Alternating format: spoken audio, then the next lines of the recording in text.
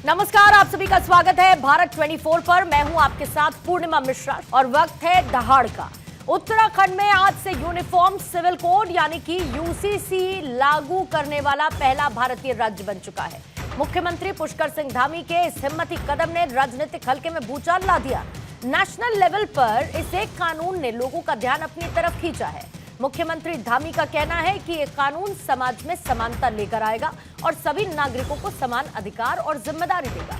आने वाले दिनों में उत्तराखंड में यूसीसी के लागू होने के बाद इसके प्रभाव पर भी नजर रखना दिलचस्प होगा, क्योंकि यह इस बात का संकेत हो सकता है कि क्या इस तरीके के कानून पूरे देश में लागू हो सकते हैं या फिर नहीं। ऐसा नहीं है कि ये कानून थे पहले से नहीं थे, खासकर जैसे विवाह, तलाक, उत्तराधिकार, गोद लेने, रखरखाव जैसे मामलों में पहले से एक समान दंड संहिता लागू था। लेकिन उस कानून की सबसे बड़ी खामी ये रही कि वो सब पर एक जैसा लागू नहीं है। लेकिन कॉमन सिविल कोड के जरिए इसी खामी को दूर करने की कोशिश की गई है। उम्मीद इस बात की है कि जो एक्सपेरिमेंट उत्तराखंड में किया गया है, अगर वो सफल रहता है तो आने वाले दिनों में बाकी राज्यों में भी इसे लागू किया जाएगा। बहरहाल बीजेपी सरकार के इस मास्टर स्ट्रोक से सियासत गरमाई है, वार पलटवार का दौर भी जारी है। आइए सबसे पहले प्रतिक्रियाएं पॉलिटिकल पार्टीज की सुनते हैं और उसके बाद चर्चा में आगे बढ़े। जो हमने संकल्प लिया था वो संकल्प आज पूरा हो रहा है। जो वायदा देवभूमि उत्तराखंड की जनता के साथ हमने किया था वो वायदा हमारा आज पूरा हुआ। और जो देवभूमि उत्तराखंड की जनता ने हमें जिस आशा के साथ, विश्वास के साथ सरकार में लाकर अपना आशीर्वाद दिया था, हमने उसी आशा अनुरूप इस काम को करा है। और इसमें हमारे राज्य के चाहे वो यूसीसी की ड्राफ्ट बनाने वाली कमेटी हो, नियमावली बनाने वाले हो, सभी अधिकारीगण हो, सभी विभागों से संबंधित लोग, मैं उनका भी धन्यवाद करता हूँ। हमारी देवभूमि के जो इथोज हैं, उन इथोज पर चोट कर रहे हैं, उन पर प्रहार करने का काम कर रहे हैं। तो ये एक अजीबो गरीब कानून बन रहा है जिससे राज्य को कोई फायदा नहीं होने जा रहा। हाँ, एक व्यक्ति को फायदा होगा, वो है बल्कि दो व्यक्ति को, एक माननीय मुख्यमंत्री जी को फायदा होगा, दूसरा जो है मोदी जी के लिए ये कहने के लिए हो गया कि अब भाई हमने जो है इस विषय में भी देश में शुरुआत कर दी है उत्तराखंड से। नहीं तो उनसे सवाल किया जा रहा था कि साहब आप तो बहुत यूनिफॉर्म सिविल कोड की बात करते थे, कहाँ है वो। तो आइए दहाड़ में पहले सवालों का रुख कर लेते हैं जिसके इर्द गिर्द रहेगी चर्चा। पहला सवाल आज यही रहने वाला है कि यूसीसी का होगा विस्तार, प्रयोगशाला बना उत्तराखंड। यूसीसी का ब्लूप्रिंट तैयार, देश नहीं करेगा इंतजार। सिविल कोड की पहली पिक्चर देवभूमि में क्लियर। यूसीसी की गंगा देवभूमि से निकल रही है। पीएम मोदी का संकल्प उत्तराखंड में हुआ है सिद्ध।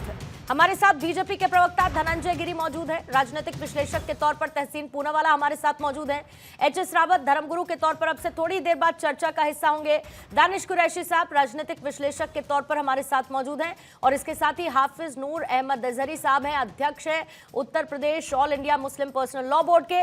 आप सभी मेहमानों का बहुत बहुत स्वागत करती हूँ। और सबसे पहले धनंजय गिरी, आप ही के पास आते हुए कि आप तो समान अधिकार और वो भी संविधान के हिसाब से बात कर रहे हैं, और इसके लिए पहले तो आपको बधाई, क्योंकि उत्तराखंड पहला राज्य बन गया है जो अब यूसीसी लागू करेगा, यूनिफॉर्म सिविल कोड लागू करेगा, जो कि बीजेपी के एजेंडे में एक लंबे वक्त से शामिल था।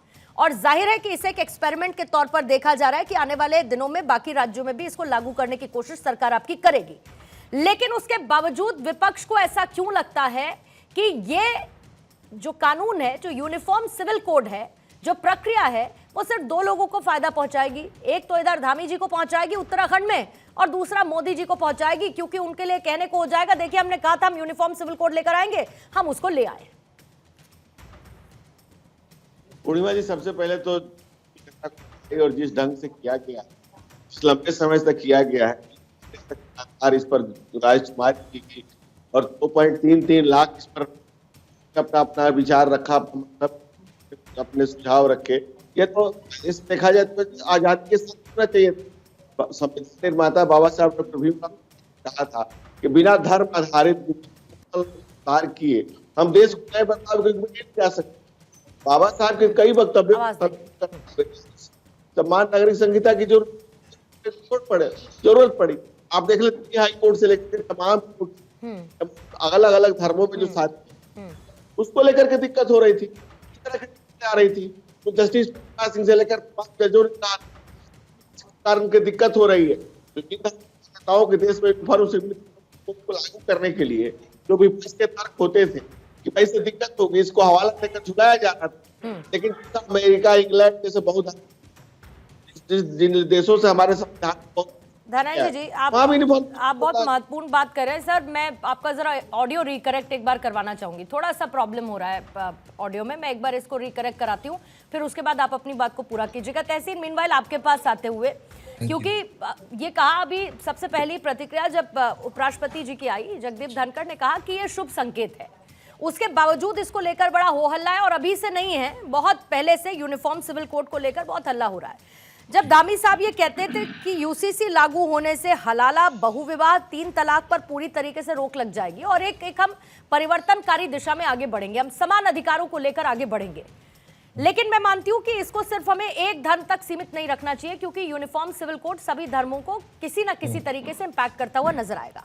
लेकिन इस शुभ संकेत में हम बेहतर चीजें क्या देख सकते हैं जो पूरे समाज तक जानी चाहिए कि यूनिफॉर्म सिविल कोड हो रहा है लागू, तो उसके प्लस पॉइंट्स क्या है, क्यों होना चाहिए ये पूरे देश में भी लागू? थैंक यू पूर्णिमा जी, मुझे आपके शो में शिरकत करने का मौका मिला। सबसे पहले तो यूसीसी उत्तराखंड ये पहला सूबा नहीं जहाँ पर यूसीसी या तथाकथित यूसीसी लागू हुआ है। ये तथाकथित गोवा में भी लागू है, कांग्रेस की सहमति से, और बीजेपी सिर्फ जुमले और गलत बात की सिवा कुछ नहीं कर सकती।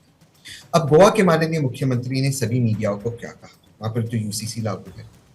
गोवा के अंदर एक प्रावधान है कि अगर एक हिंदू मर्द, उसकी उम्र 23 साल से ज्यादा हो जाती है और उसे सिर्फ लड़की होती है, लड़का नहीं, बहुत ध्यान से मेरी बात को सुनिए, एक हिंदू मर्द गोवा में जिसकी शादी है हो चुकी है और उसे सिर्फ लड़की है, लड़का नहीं, वो लीगली दूसरी शादी कर सकता है।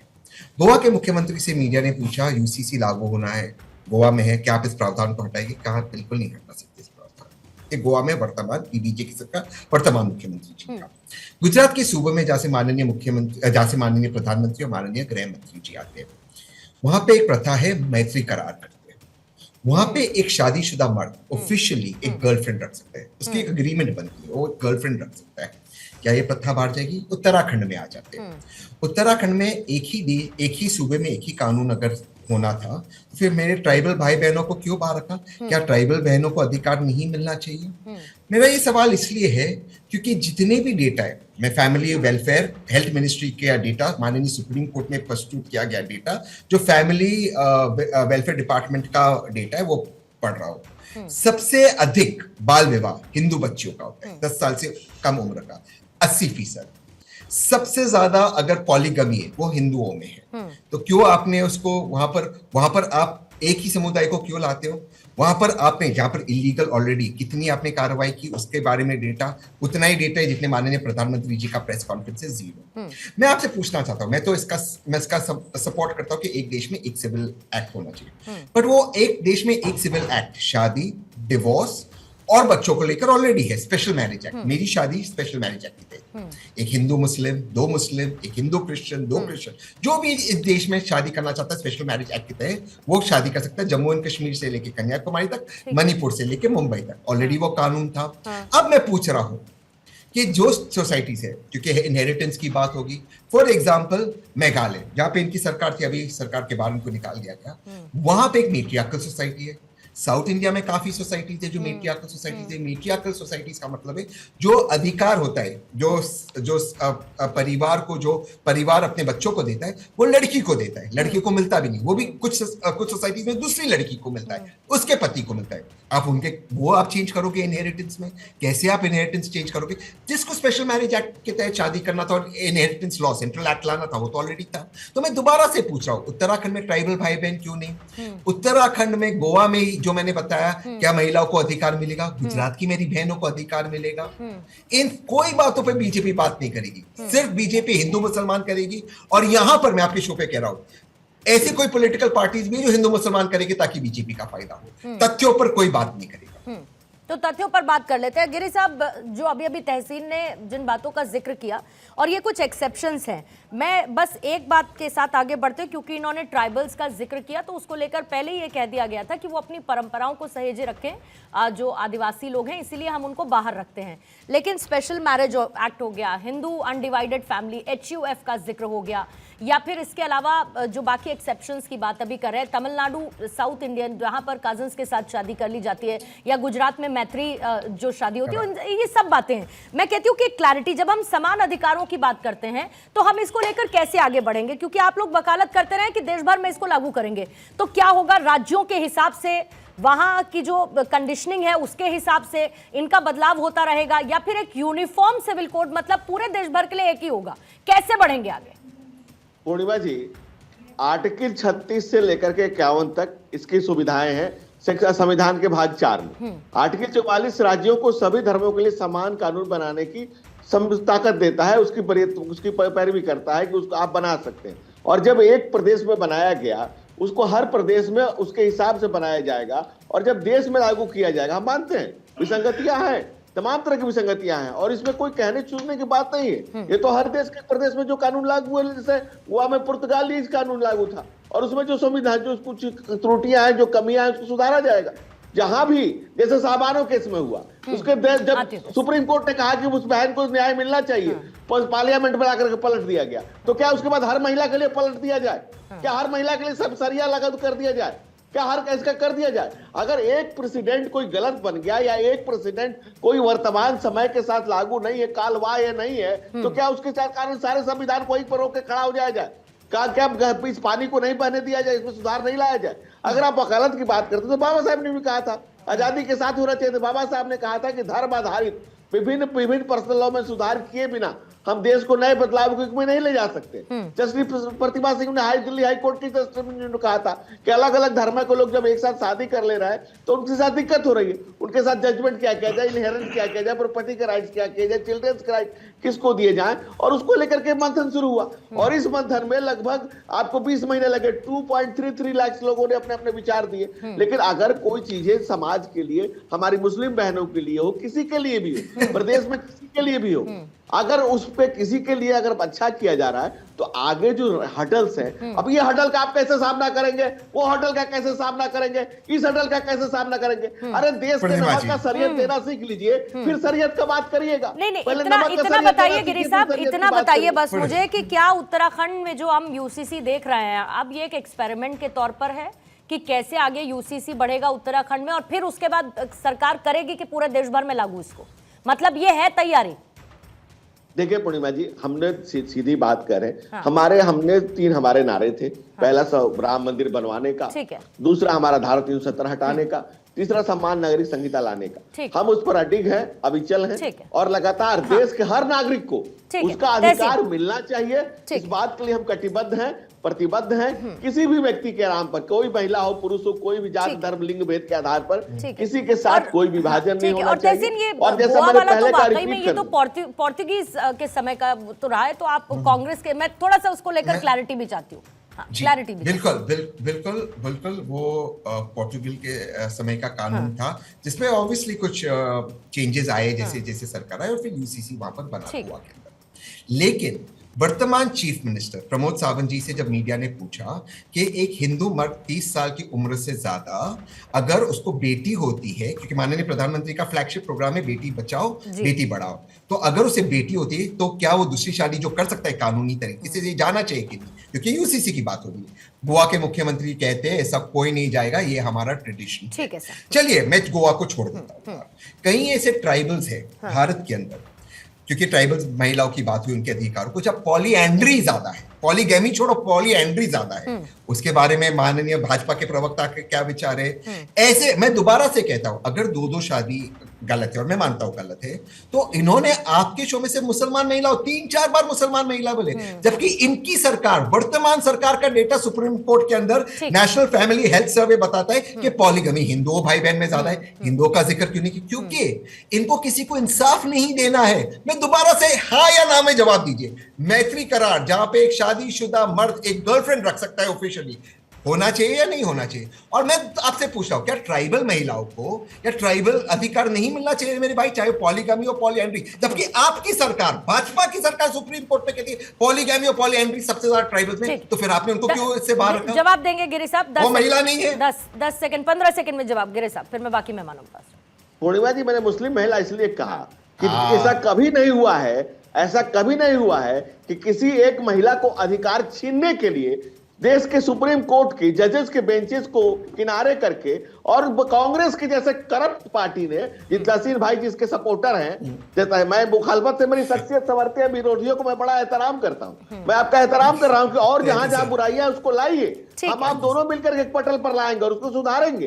लेकिन कांग्रेस ने कुत्सित कुकर्मों से एक बहन को इंसाफ नहीं मिल पाया, इसीलिए मैं उस बहन की चर्चा कर रहा था। लेकिन और दूसरी बात जो सब बात ठीक है, सब बात ठीक है, लेकिन मैं ये कह रही हूं कि अगर कहीं पर इसमें भेदभाव नजर आता है तो उसको भी सरकार दूर करने के लिए सोच रही है ना।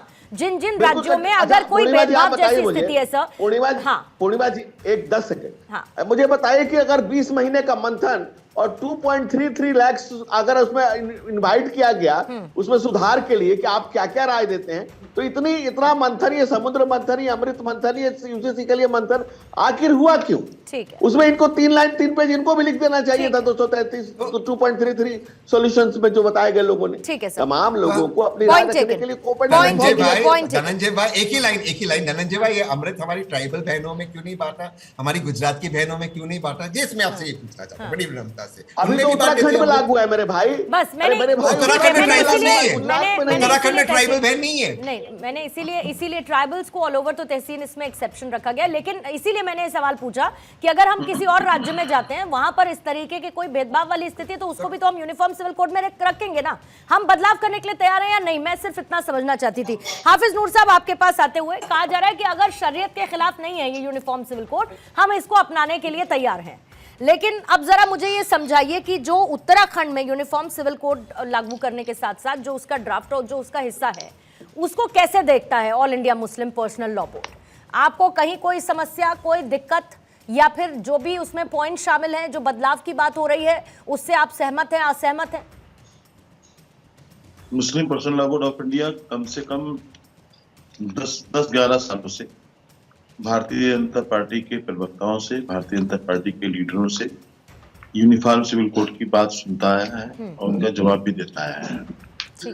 देखा है हमने कि अभी पिछले दिनों भी बहुत शोर मचा रखा था लोगों ने यूनिफॉर्म सिविल कोड के नाम से, कि अब जो आया है, जो उत्तराखंड में उसका खाका देखा है, ये 3 तलाक का कानून पहले से देश में है। ठीक है, बाल विवाह का कानून पहले से है देश में। हमारे यहाँ हमारी बहनों बच्चियों को पहले से जायदाद में हिस्सा मिलता है। अब इन्होंने एक तो पढ़ा नहीं है ठीक से इस्लाम को, मुसलमानों के खिलाफ और इस्लाम के खिलाफ इन्होंने ये सोचा ये इस्लाम के खिलाफ है, इसलिए ये ले आए। तो इन्हें पहले मुसलमानों का मुफ्ती बनने से पहले इन्हें इस्लाम को पढ़ना चाहिए, इस्तिफ्ता की तालीम हासिल करनी चाहिए, इन्हें अपने लोगों को किसी दारुल में दाखिला कराना चाहिए, तब इस्लाम के बारे में बातचीत करनी चाहिए। ये लोग इस्लाम के बारे में कुछ नहीं जानते, कोरे हैं ये लोग सिर्फ इस्लाम। अब एक बात और मैं कहूंगा कि आपने जितनी खुसूसियात आप बताते आ रहे हैं 10-11 सालों से कि यूनिफॉर्म सिविल कोड बहुत जरूरी है, बहुत जरूरी है, बहुत जरूरी है। अभी तहसीन भाई ने कहा भी आदिवासी समाज के लिए, मैं उस पर नहीं जाऊंगा। मैं आपसे ये पूछना चाहता हूं, इतना ही जरूरी है तो आपने पूरे देश में लागू क्यों नहीं किया? क्या कर्नाटका, क्या तमिलनाडु, क्या तेलंगाना, क्या बिहार, बंगाल ये देश का हिस्सा नहीं है? यहाँ के लोगों को यूनिफॉर्म सिविल कोड की जरूरत नहीं है क्या? या आप लाने में कासिर हैं, या आप देश को मूर्ख बना रहे हैं? खोल करके बताइए ना आप। अजहरी साहब, एक मुझे जरा बात बताइए कि जैसे आपके यहाँ पर सर हलाला की प्रथा है, अच्छा, उसका जो मकसद रहा सर हलाला का, वो ये था कि पुरुषों में जो तलाक का फैसला है उसकी गंभीरता को बनाए रखा जाए। मानते हैं आप उसका उद्देश्य यही था? मानते हैं सर, लेकिन क्या वो गंभीरता के तौर पर सिर्फ बना रहा? क्या हलाला जैसी प्रथा विवादास्पद नहीं रही? क्या उसको लेकर सवाल नहीं उठे? क्या उसको लेकर मुस्लिम महिलाएं परेशान नहीं हुई? क्या उनके अधिकार नहीं छीने गए? देखिए, बहुत अच्छा सवाल है। हमारे यहाँ का हमारा मजहब कहता है कि आपने 3 तलाक दे दी हैं, अपनी बीवी को उसका महर दिया, उसका हक अदा कर दिया जो है, अब वो आपके निकाह से निकल गई। अब वो कहीं जाए, ये नहीं है कि आप हलाला करें तो आए यहाँ पर। हलाला क्या होता है? मतलब क्या हो? अब आप उसके निकाह में दोबारा नहीं आ सकती। हाँ। ठीक है, सुन ले मेरी बात। हाँ, हाँ, अब आपने कहीं कहीं किसी से शादी अपनी मर्जी से हाँ। किसी और मर्द से अपने यहाँ महर वगैरह लेने के बाद, समझौता होने के बाद आपने शादी किसी और से कर ली। आप उसके साथ 10 साल नहीं, आप 20 साल नहीं, 2 साल नहीं, अगर उससे भी आपकी नहीं आपकी बनती है, तलाक हो गई है, और फिर वहां भी आपका समझौता हुआ, महर आपने ले लिया अपना, आप फिर से अगर इधर वापस आना चाहती हैं तो आने की इजाजत है, वरना नहीं। अच्छा, और अगर फौरन हमारे यहाँ, और अगर फौरन सर 3 तलाक होने के फौरन बाद अगर पुरुष ये चाहे कि वापस से वो उनकी पत्नी बनकर रहे, क्या है फिर? देखिए, कहीं और शादी नहीं की, कहीं और 10 साल नहीं बिताए, कहीं और 10 साल नहीं बिताए, फौरन मैं कहती हूं। उसने महर दे दिया, हाँ। उसने नहीं, 3 तलाक किसने बोला? 3 तलाक किसने बोला सर? 3 तलाक किसने बोला? औरत सर 3 बार तलाक किसने बोला? अजहरी साहब 3 बार तलाक किसने बोला, ये बताइए। शौहर ने बोला। शौहर ने बोला। महिलाएं बोल सकती हैं क्या? महिलाएं बोल सकती हैं? हाँ, वही आपको बताने के लिए जा रहा हूँ। निकाह होता है हमारे यहाँ, निकाह के दौरान औरत भी ये कबूलियत के दौरान ये शर्त रख सकती है। सर मैं जानती हूँ रख सकती है। अजहरी साहब मैं समझ रही हूँ, मैं जानती हूँ अजहरी साहब, मैं जानती हूँ। मैंने आपसे ये पूछा कि अगर फौरन वापस से पुरुष चाहता हो कि वही महिला उसकी जीवन संगिनी बनकर, पत्नी बनकर रहे, तब क्या? मैंने आपसे कहा ना कि उसने तो आजाद कर दिया 3 तलाक देने के बाद। आजाद किया, आजाद कर दिया 3 तलाक देने के बाद। ठीक है। औरत ने तलाक मांगी है। कुरैशी साहब क्लैरिटी देंगे, कुरैशी साहब क्लैरिटी देंगे, फिर उसके बाद रावत साहब आपके पास आ रहे। देखिए, सबसे पहले मैं आपको एक बात कहूँ कि कहीं भी किसी की विशाला के अगर साहब जो हैं वो खुद स्कॉलर हैं और सारी चीज़ों की जानकारी है, लेकिन मैं आपको बताऊं कि सवाल ये है कि कंडीशनल अगर आप किसी के साथ में कोइंसिडेंटली अगर किसी का तलाक हो जाता है और उसके बाद आप ये कहते हैं कि वापस कंडीशन में जाके वो तलाक खत्म करवा के और दूसरी जगह शादी कर दे, तो इसका तो कॉन्सेप्ट इस्लाम में नहीं है। और सुनिए, रोज तलाक तोड़ना और खत्म करना इस्लाम इसकी इजाजत नहीं देता। आपको शादी करने की इजाजत देता है इस्लाम, चाहे मर्द हो चाहे औरत हो, लेकिन इस सुनिए पूर्णिमा जी, अब बात सुन लीजिए, आपने कहा तो पूरी बात सुनिए। मैं आपको एक बात बता दूं कि सवाल आके यहाँ ये खड़ा है कि कोई व्यक्ति अगर शादी करके जा रहा है, ये कंडीशन के साथ वापस जा रहा है, मुझे बताइए शरीयत में उसकी कहां जगह है भाई? जब आप कंडीशन ही जा रहे तो बिना कंडीशन के आप रह सकते थे, आराम से रह सकते थे। इसलिए ये जो बेवकूफ बनाने की काम भारतीय जनता पार्टी और उसकी भगिनी संस्थाएं कर रही हैं, उस ट्रैप में मेरी गुजारिश है कि न्यूज 24 की जो वो है वो लोग ना आए। अब रह गई बात, इससे आगे बढ़ के मैं आपको एक बात बताऊं।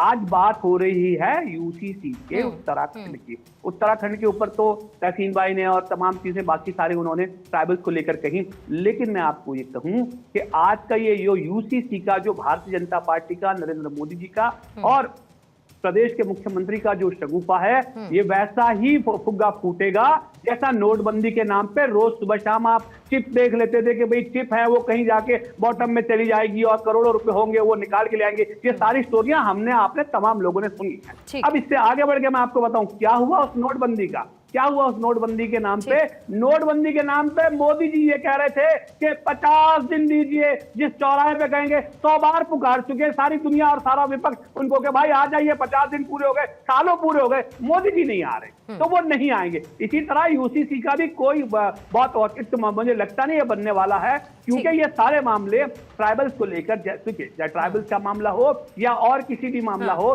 जब कंडीशन डिफरेंसेस आएंगी मामले अदालतों में पहुंचेंगे। मामले जब अदालत में पूछे जाएंगे तो सुनिए 10 सेकेंड, मामला जब अदालत में पहुंचेगा कि भाई अगर आप यूसीसी की बात कर रहे हैं प्रदेश में, तो दानिश कुरैशी में और पूर्णिमा जी में फर्क क्यों? तो फिर इसका जवाब क्या देगी बताइए? भारतीय जनता पार्टी के पास इसका जवाब ठीक है, मैं उनसे जवाब ले लेती हूँ। तहसीन कुछ जोड़ना चाह रहे थे, 15 सेकंड प्लीज, फिर रावत जी के पास जाना। एक ही लाइन में कुरैशी भाई से बिल्कुल इत्तेफाक करता हूँ। ये जो हलाला, ये जो सब टर्म्स है, इसके बारे में ऑनेस्टली 2014 के पहले मैं जानता नहीं कितने लोगों ने सुना भी था ये कहाँ से। मैं बड़े विनम्रता से कहता हूँ, ये स्कॉलर्स आते, ये सारी बातें बताते, अधिकतर इस्लामिक स्कॉलर्स इसको कहते हैं कि कोई अलाउड नहीं, इसका कुरान में कोई रेफरेंस नहीं है। और देखिए कोई कंडीशनल डिवोर्स, पूर्णिमा आप क्योंकि आप महिला को आपने कंडीशनल डिवोर्स होता क्या, ये क्या सारी बातें, ये एक्सप्लॉइटेटिव टू वुमेन और इसका कोई इस्लाम परमिशन नहीं देता। मैं कुरैशी भाई को बहुत बहुत साधुवाद बधाई देता हूँ, ये सही बात है। प्लीज इसको डिबेट में मतलब बीजेपी का से फायदा होता है। मैं बिल्कुल आपकी बात से इत्तेफाक रखती हूँ कि इस्लाम इस बात की इजाजत नहीं देता है तहसीन, लेकिन साथ ही साथ रावत साहब, सुप्रीम कोर्ट और बाकी न्यायालय जो है वो हलाला की इस प्रथा को और इसकी वैधता की समीक्षा कर चुके हैं। इसे मानवाधिकारों का उल्लंघन कोर्ट की तरफ से, तहसीन सुप्रीम कोर्ट की तरफ से इसे बताया गया और इसके दुरुपयोग की बात की गई है। प्रथा बुरी नहीं है, लेकिन जब उसकी प्रैक्टिस जो है उसमें एक आपकी नीयत खराब हो जाए तब फिर उसमें दिक्कत होती है। अगर उसको खत्म करता है यूसीसी तो ये एक क्या प्रोग्रेसिव स्टेप नहीं है? जहां जहां कमियां, उसको कमियों को दुरुस्त करते क्यों ना चले? रावत साहब। बिल्कुल पूर्णिमा जी, देखिए ये जो यूसीसी उत्तराखंड में लागू हुआ है ये अपने आप में बहुत कामयाब होगा और इससे आपस में हिंदू, मुस्लिम, सिख, ईसाई सबको बराबर का जो अधिकार मिलेगा उससे बहुत पॉजिटिविटी आएगी। अभी ये कह रहे थे कि हलाला का मामला है, हलाला के तो सेंटर खुले हुए हैं। हजारी साहब बोल रहे थे कि नहीं नहीं ऐसा नहीं है, गोलमोल बातों को कर रहे थे, उनके तो सेंटर खुले हुए हैं कि आप आइए मौलवी साहब के पास में, वो हलाला करा करके दोबारा उन्हीं के पास भेज देंगे। चलो मैं उस विषय पे नहीं जाना चाहता, उनका अपना पर्सनल मामला है, लेकिन यहाँ पर जितने भी इसमें आर्टिकल जोड़े गए हैं उसमें पूर्णिमा जी सबसे बड़ी बात यह है कि जो लिव इन रिलेशन का मामला था वो एक कुसंस्कृति के रूप में था। आज कम से कम माँ बाप को इंफॉर्मेशन रहेगी कि हमारा बच्चा, हमारी बेटी कहीं ना कहीं इस प्रकार से रह रहे हैं और उनको रजिस्ट्रेशन कराना पड़ेगा। कल को ऐसा लोग 6 साल रिलेशन में रहे और उसके बाद में उठा करके कोर्ट केस कर दिया कि जी मेरे साथ तो रेप किया था, या कल को 6 साल रहने के बाद लड़का उसका टॉर्चर करना शुरू कर दे, छोड़ दे, तो उस लड़की की जिंदगी बर्बाद हो जाती है। तो ये एक बहुत पॉजिटिव स्टेप लिए गए हैं और ये बहुत पॉजिटिव स्टेप हिंदू मुसलमान बस एक लाइन में मुझे रावत साहब जवाब दीजिएगा, हिंदू को इससे कोई समस्या नहीं? नहीं, कोई समस्या नहीं, हमें किसी प्रकार की समस्या नहीं। HUF को लेके हिंदू अनडिवाइडेड फैमिली जिसमें टैक्स में छूट, ये सब जो इन सब में कोई दिक्कत नहीं, कोई समस्या कोई भी दिक्कत नहीं है। सिर्फ एक में तहसीन साहब की जवाब दे दूं, ये ट्राइबल की बात तीनों लोग कर रहे थे, वो आधा % भी नहीं है। और जहां 18 से 20% पॉपुलेशन है उसके बारे में आप बात नहीं कर रहे, बात नहीं कर रहे। 8% है रावत साहब, 8% sir tribal population, 8% sir. Uttarakhand में कितनी है मैं उसकी बात कर रहा हूं, मैं सर ओवरऑल तो फिर यूनिफॉर्म सिविल कोड उत्तराखंड में अब, लेकिन है तो पूरे देश के लिए तैयार नहीं ना सर। तो जहां अगर मान के चलिए उत्तराखंड में बाहर रख रहे हैं तो बाकी सब राज्यों में इंक्लूड कर लेंगे क्या, ये बताइए? नहीं, बाकी राज्यों में थोड़ी इंक्लूड कर लेंगे रावत साहब, बाकी राज्यों में भी तो फिर एक्सक्लूड करके रखेंगे ना। कर रहा हूं मैं, अभी तो उत्तराखंड में लागू है, उसी की बात कर रहा हूं। ठीक है, लेकिन आपने वहीं पे क्यों, पूरे देश में क्यों नहीं लागू हुआ? अरे भैया पहले छोटा बम बनता है फिर बड़ा बम बनता है, पहले वो सक्सेस रेशियो आएगा तो बाकी भी हो जाएगा। बम थोड़ी है सर रावत साहब, यूनिफॉर्म सिविल कोड बम थोड़ी है, मैंने एक उदाहरण दिया है कि अगर आप कोई मिसाल बनाते हो तो पहले छोटी रहेगी फिर बड़ी। अच्छा ठीक है, मुझे रावत जी ने जो बात की अगर मौलाना साहब बोल देते तो क्या हो जाता? कोई बात नहीं, इंटेंशंस ठीक है, उदाहरण दे रहा हूं आपको, उसको समझने की कोशिश करो। आप तो वकील हो, मैं तो ये बता रहा हूँ कभी ठीक है। अच्छा मुझे थोड़ा सा समय दीजिएगा, सब काउंटर रखना चाह रहे कुरैशी साहब, अजहरी साहब। देखिए सबसे पहले मैं आपको एक बात कहूँ, रावत साहब ने बहुत सारी बातें कही, रावत साहब से बहुत वर्षों से मैं इनको जानता हूँ। रावत साहब से हम तब भी चिल्ला के ये पुकार रहे थे कि देश में जो नोटबंदी है उससे पाकिस्तानी प्रेरित आतंकवाद जो है उसकी कमर टूट जाएगी और न जाने क्या क्या हो जाएगा। मैं इसी पे दोहरा रहा हूँ, मैं फिर से रिपीट कर रहा हूँ कि यूसीसी का जो शगुफा है ये गुब्बारा फूटेगा और आप देख लीजिएगा इसको लेकर के जो मामले स्थानीय अदालतों में और हाई कोर्ट में और सुप्रीम कोर्ट तक में जो पहुंचेंगे वो आप इसमें क्या कमी है ये बताइए। तो मुलाकात कुरैशी साहब कमी क्या है, कमी क्या है? मैं वही बता रहा हूं, मैं वही बताओ ना, क्यों गुब्बारा फूटेगा ये बताइए आप। मैं उसी पे तो बात कर रहा हूं, मैं उसी पे तो बात कह रहा हूं। अब सुन तो लीजिए, अब सवाल ये है कि आपने एक सवाल उठाया कि 0.5% भी नहीं है। अब 0.5% की बात छोड़ दीजिए, मैं ये कह रहा हूं देश के अंदर में एक भी नागरिक है, कोई एक भी व्यक्ति नागरिक है, अगर उसकी व्याख्या में नहीं आता तो संपूर्ण कानून लागू कैसे हुआ? मुझे ये समझा दीजिए। आपकी संपूर्ण वाली व्याख्या तो यहाँ क्लियर आती ही नहीं है। ये तो बिल्कुल साफ तौर पे रावत साहब आपको मानना पड़ेगा, चाहे आप उनको कल्चर के नाम पे या किसी भी चीज के नाम पर आपको किसी को एक्सक्लूड करते हैं, तो आपका जो कंप्लीट है यूसीसी का जो फुल फॉर्म करने की आप बात करते हैं, ये कंप्लीट नहीं है, इनकम्प्लीट है। अब अगर इनकम्प्लीट का कानून लागू करना है तो फिर आपका जो कॉन्सेप्ट है वो फुलफिल नहीं होता। दूसरे नंबर की बात की गुजरात की जो बात की, मैं तो खुद गुजरात से आता हूँ रावत साहब, मैं बताऊं यहाँ पे मैत्री करार का कानून जो है, या 30-32 साल से भारतीय जनता पार्टी की सरकार है, ये 30-32 सालों के बीच में ही इन्होंने मैत्री करार का कानून बनाया। मैं ये कह रहा हूं कि पुराना कोई कानून है, चलो आप पोर्चुगल ईरा की बात करते हैं या गोवा की अगर आप बात करते हैं तो समझ में आता है कि भाई बहुत पहले वक्त में ये सारी चीजें लागू थी, लेकिन यहाँ तो भारतीय जनता पार्टी का शासनकाल है, उसके बावजूद भी मैत्री करार में अगर मेरी पत्नी है उसके बावजूद आपके पास मैत्री कानून के पूरा फॉर्मेट है, क्या है वो किस कंडीशन में? इसका जवाब धनंजय जी देंगे, इसका जवाब धनंजय जी देंगे, धनंजय जी देंगे। हाँ वो है, अगर आपको चाहिएगा तो मिल जाएगा वो। मैं धनंजय जी, रावत साहब अब पूर्णिमा जी, अच्छा धनंजय जी, पूर्णिमा जी देखिए, तलाक और अंग्रेजी में कहें तो डिवोर्स, अगर आप देखेंगे कोई भी कंफ्यूजन हो, किसी तरह की दिक्कत हो, तो दो ही शब्द सामने आते हैं। भारत की संस्कृति में या भारत की किसी भी रीजनल भाषा में इसका कोई पर्यायवाची शब्द आपको नहीं मिलता, क्योंकि ये हमारी संस्कृति का हिस्सा ही नहीं था। हमारे यहाँ शादी 7 जन्मों का बंधन होता था, ये एक मैरिज कॉन्ट्रैक्ट मानते हैं। ये समय इनके साथ ये शब्द आए, कालबाह्य हम लोगों ने भी इस शब्द को स्वीकार किया, और आज हिंदू रिलीजन में भी बहुत लोगों के डिवोर्स होते हैं, तलाक होते हैं, और वो तमाम कोर्ट न्यायालय प्रक्रियाओं से गुजरते हैं। लेकिन कहने का मतलब है ये कि अगर जब सबके लिए एक जैसा कानून बन रहा है, तो आप क्यों किसी कालबाह्य उसको नहीं करना चाहते हैं, क्यों उससे नहीं गुजरना चाहते हैं? और जो बात कर रहे थे, जो अजहरी साहब बीच में गोल कर गए, ये सब लोग जानते हैं कि हलाला क्या है, हलाला कितनी बड़ी कुरीति है, कितनी बड़ी कुप्रथा है, और उसे कितने केंद्र चल रहे हैं। भाई आप तो उसके बोर्ड लगा लगा के एक से एक लोग बैठे हुए हैं, यहाँ सर्टिफाइड कराए जाए, इसके तमाम तरह की विभिन्न तरह के कुरीतियों के लिए जो माताओं बहनों के लिए उचित समय के साथ एक एक करके सब, मेरे पास समय है अजहरी साहब, समय है, मैं आपको दूंगी। अजहरी साहब बहुत समय है, और शरीयत की बात करने से पहले नमक का शरीयत दे, जहाँ का नमक खाते वहां का शरीयत देना सीखिए। दूसरी बात जो हमारे भाई कह रहे थे, तहसीन भाई, कि रावत साहब बम बम कह देंगे तो क्या होगा, तो रावत साहब अगर किसी पार्क में खड़ा होकर के बम बम कहेंगे तो लोग हरा हरा बम बम कहेंगे। ये सभ्यता, संस्कृति और सोच और विकृति का फर्क है। लेकिन अगर अजहरी साहब कहीं बम बम कहेंगे तो पूरा पार्क खाली हो जाएगा। ये इस देश की वर्तमान की हकीकत है। जो आप कह रहे थे कि वो बम बम कहते, रावत साहब बम बम कहेंगे तो लोग हरा हरा बम बम कहेंगे, लेकिन अजहरी साहब बम बम कहेंगे तो पूरा पार्क खाली हो जाएगा। ये आप सोचने की जरूरत है कि ये संस्कृति और विकृति का फर्क क्या है, इस सभ्यताओं का संघर्ष क्या है, और जो अगर सबके लिए अगर कोई कानून लाया जा रहा है, तो जहां जहां कालवाए है, जहां जहां आपको लगता है कि सुधार की जरूरत है, आप आइए ना। हमारी सरकार कितनी ट्रांसपेरेंट सरकार है, जो दुनिया के सारे विचारकों का सार तत्व आदरणीय नरेंद्र मोदी देते हैं कि सबका साथ, सबका विकास, सबका विश्वास, सबका प्रयास, एक हाथ में कुरान, एक हाथ में कंप्यूटर, आप प्रगतिशील बनिए। अजहरी साहब, आपसे पहले जरा एक बार तहसीन की प्रतिक्रिया ले लूं, बस फिर फौरन आपके पास आती हूं। धनंजय भाई ने कहा कि कहीं ऐसे केंद्र चले जहाँ पे निकाह हलाला का बिजनेस होता है, व्यापार होता है, जहाँ महिलाओं का एक्सप्लॉयटेशन होता है, शोषण होता है।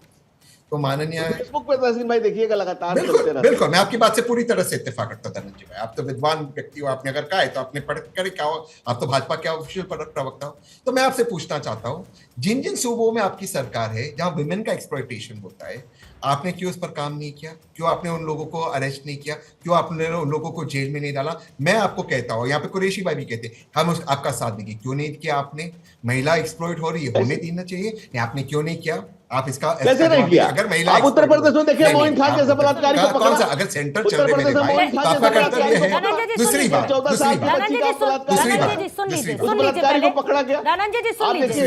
धनंजय जी सुन, मैं संक्षेप में अपनी बात करता हूँ।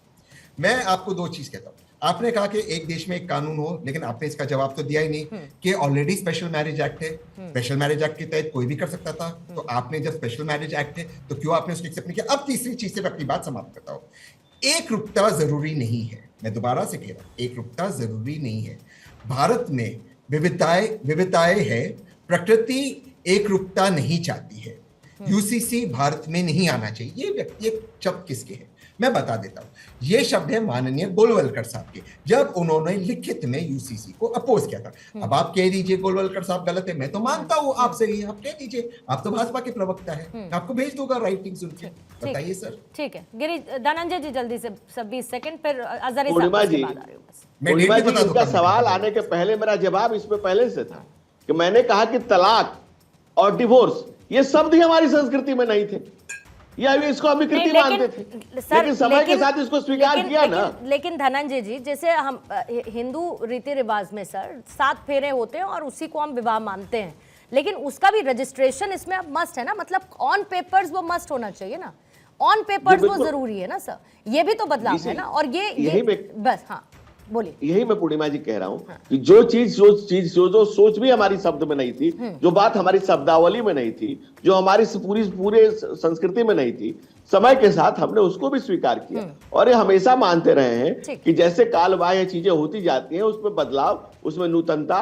निरंतरता बेहद जरूरी है। इसीलिए आप देखेंगे गीता पर 5000 भाष्य लिखे गए, टीका 50,000 लिखा गया है, लेकिन आप कहते हैं कि हम नहीं बदलेंगे, तो वो दिक्कत वहां पे होती है कि कोई भी चीज समय के साथ बदलाव की एक जरूरत है, नैसर्गिक जरूरत है बदलाव की, और हम नैसर्गिक जरूरत बदलाव के साथ अपने आप को रखते हैं। वो पूछ रहे हैं गोलवलकर साहब गलत है क्या? गलत है, मतलब उस वक्त 1973 में इंटरव्यू दिया था ऑर्गेनाइजर को 1973 में इंटरव्यू दिया था, गलत है? मैं बस आपसे पूछ रहा हूँ, मेरी जानकारी के लिए।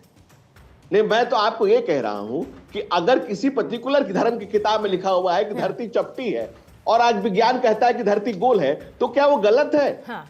नहीं, ठीक है, ठीक है। और समय के साथ ऐसी चीजें बदलती है, परिस्थितियां बदलती है, हम लोग प्रोग्रेसिव होते हैं आगे, बहुत सारी पुरानी चीजों को पीछे भी छोड़ा जाता है, तो उनका रेफरेंस लेके मुझे लगता है एक पर्टिकुलर पॉइंट पे नहीं करना चाहिए कि क्या उस धर्म की किताब। अच्छा, मुझे अजहरी साहब के पास थोड़ा इजाजत, 10 सेकंड तहसीन भाई को दे दीजिए। पूर्णिमा जी, मेरी गुजारिश है 10 सेकंड तहसीन भाई को दीजिए। सर, अजहरी साहब धर्म की किताब कहती है कि चौड़ी है और धरती गोल है, तो क्या गलत है तहसीन भाई की सही है?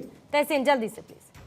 मैं नास्तिक हूँ, मैं साइंस में मानता हूँ, मैं 100% मानता हूँ। सुनिए मेरी बात, मैं 100% झूठ बोला है तो उसमें कायम रहो। नहीं, मैं तो हाथ में कलावा है, मैं तो 100% साइंस में मानता हूँ, और मैं तो 100% साइंस में मानता हूँ।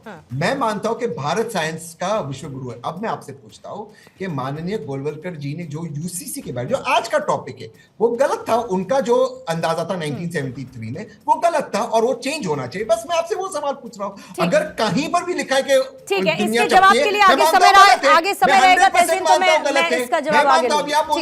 अजहरी साहब आप बताइए। अजहरी साहब मैं लूंगी, समय रहेगा तो जवाब दूंगी धनंजय जी से। अजहरी साहब आपकी बात प्लीज। सबसे पहली बात यह है कि अभी बहुत बेचारा बन करके भाई धनंजय जी ने कहा कि इसके केंद्र चल रहे हैं और रावत जी ने कहा इसके सेंट्रल चल रहे हैं। जरा उसके बारे में जानकारी दें। देश पूछ रहा है आपसे, कहाँ हलाला के केंद्र है, कहाँ इसके सेंट्रल है, सामने लाएं। इस तरह की, मैंने आपसे पहले ही कहा, जब इस्लाम के बारे में आपको जानकारी नहीं है तो इस्लाम के बारे में ये आप फूल जलूल बातें करना छोड़ दें। इस्लाम के खिलाफ जो नैरेटिव आप सेट करना चाहते हैं देश में, वो आप बहुत दिनों से आपकी तैयारी की कोशिश कर रहे हैं। आप नहीं कर सकते। चलिए आप मेरे साथ चलिए, मैं आपको बरेली के अंदर बहुत सारे सेंटर दिखाता हूँ। बरेली ही मेरा घर है। अरे बरेली ही मेरा घर है। बरेली है तो आप देखो ना वहाँ कैसे बोर्ड लगे हुए हैं, ना करके बोर्ड लगे हुए हैं। चलिए मेरे साथ, बरेली ही रहता हूँ साहब मैं। दिखाइए ना बोर्ड, बरेली की बात कर रहा हूँ मैं। आप चलिए बोर्ड लगे हुए हैं, जगह जगह बोर्ड लगे हुए हैं, कार्रवाई होनी चाहिए। पर सर्टिफाइड हवाला केंद्र है, सर्टिफाइड। मैं झूठ नहीं बना रहा, मैंने यहाँ पर डिबेटें की है, मैंने सैकड़ों डिबेटें की हैं, उनके बोर्ड लगे हुए देखे, बोर्ड लगे हुए सर हलाला पर। सुनिए अजहरी साहब हलाला पर अलग से, सर हलाला पर अलग से चर्चा कर सकते हैं सर, उस पर अलग से चर्चा कर सकते हैं, उसके लिए 1 घंटा भी कम रहेगा। हाँ, अगर ये बदनाम करेंगे, गलत बातचीत नहीं, लेकिन सर कई ऐसे मुस्लिम विद्वान भी है अजहरी साहब, कई मुस्लिम विद्वान है जो इस बात को एक्सेप्ट कर चुके हैं कि इसका जबरन हलाला ये दिक्कत है, इसको बंद। सर मैं वही कह रही हूँ कि कई ऐसे मुस्लिम विद्वान भी ये बात कह चुके हैं। ये बात ठीक है, ये बात ठीक है, ये बात ठीक है। ऐसा अगर कहीं हो रहा है तो उन पर कानूनी कार्रवाई ठीक है, चाहिए। हाँ। वो इस्लाम का हिस्सा नहीं है। ठीक है, देखिए, किसी कंडीशन के तहत आप कहें किसी से निकाह हम कर लें तो निकाह ही नहीं हो सकता। ठीक है। जल्दी से मुझे सर एक क्लोजिंग कमेंट की तरफ प्लीज बढ़ने दीजिए। कुरैशी साहब 10 सेकंड सर। देखिए, मैं तो ऐसा मानता हूं कि यूसीसी का जो पूरा मामला है ये बिल्कुल एक शगुफे से ज्यादा कुछ भी नहीं है। अगर तमाम लोगों के, तमाम पूरे उत्तराखंड का एक एक व्यक्ति, एक एक महिला, एक एक पुरुष अगर यूसीसी के उसमें नहीं आता, कवर अप में नहीं आता, तो फिर मुझे लगता है कि इससे एक ढकोसले से ज्यादा और कुछ नहीं। ठीक है धनंजय जी, अगला क्या, उत्तराखंड के बाद कौन सा राज्य? पूर्णिमा जी, मैं तो यही कहूंगा भाई साहब को, दानिश भाई को, कितने दाइश होता है कि आगे आगे देखता जा होता है क्या। सबका हिसाब होगा, सबको ठीक किया जाएगा, जो भी विकृतियां हैं। और मैं आपका भी स्वागत करूंगा दानिश भाई कि आप आगे आइए, इस पर समाज में कोई कुरीतियां है तो उसके बारे में बताइए, उसको हम और आप मिलकर ठीक करें। आने वाली जनरेशन को उसको इनलाइटेड किया जाए, आने वाली जनरेशन के बेहतरी के लिए और बेहतर और बेहतर दोनों को साथ बनने आने के लिए हम लोग एक साथ आगे आए। और जहां जहां कमी है आप भी बताइए, मैं भी बताऊं, और उसको एक प्लेटफॉर्म पर लाकर ठीक किया जाए। सरकार की यही पहल है, सरकार की यही कोशिश है कि सबको साथ लेकर के चला जाए। और कोई भी कहीं कमी है जो कानून के तहत किसी बहन को, किसी भी व्यक्ति को, कोई भी समाज के अंतिम पायदान पर खड़े हुए किसी भी व्यक्ति को अगर दिक्कत हो रहा है तो उसको सुधार किया जाए, उसको ठीक किया जाए। मनसा देखिए सरकार की। तहसीन, समय खत्म है, अगर 10 सेकंड बस एक लाइन की इजाजत दे पाओगे प्लीज। तहसीन, मैं बस दो चीज कहना चाहता हूँ कि मैं ज्यादा धर्म के बारे में नहीं चाहता, लेकिन अगर आपका रेफरेंस किसी एक पर्टिकुलर धर्म के बारे में है कि आपने कहा कि उसमें लिखा हुआ, और मैं बहुत ओपनली कहता हूँ, आप कुरान के बारे में लिखे, आप एक सूरा को गलत कोट कर रहे हैं। वो सूरा अलग है आपने, क्योंकि दूसरी बहुत सारी सूरा है जो बिल्कुल कहती है कि दुनिया अंडे की तरह स्फेरिकल है। बट वो ठीक है, वो आपका अधिकार है, आपको जो जितना पढ़ना है। मैं आपसे दोबारा यूसीसी के मामले पूछता हूँ कि क्या हमारे ट्राइबल बहनों को, क्या हमारे ट्राइबल बहनों को अधिकार मिलना चाहिए या नहीं मिलना चाहिए, जिसका